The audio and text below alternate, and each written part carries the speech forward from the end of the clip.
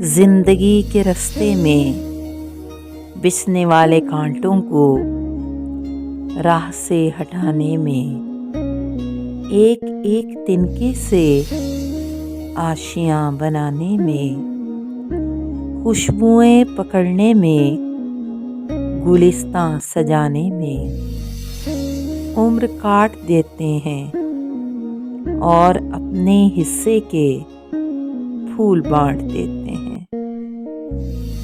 कैसी कैसी ख्वाहिश को कत्ल करते जाते हैं।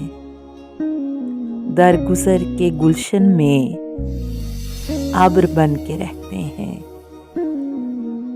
सब्र के समुंदर में कश्तियां चलाते हैं। ये नहीं कि उनको इस रोज़ो शब की काविश का कुछ सिला नहीं मिलता। मरने वाली आहों का खून बहा नहीं मिलता। जिंदगी के दामन में जिस कदर भी खुशियां हैं, सभी हाथ आती हैं, सभी मिल भी जाती हैं।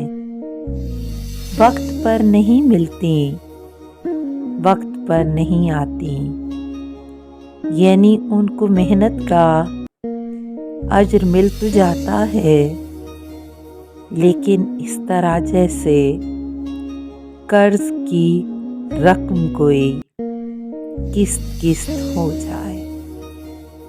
असल जो इबारत हो पसे नविश्त हो जाए। फसले गुल के आखिर में फूल उनके खिलते हैं, उनके सेहन में सूरज देर से निकलते हैं।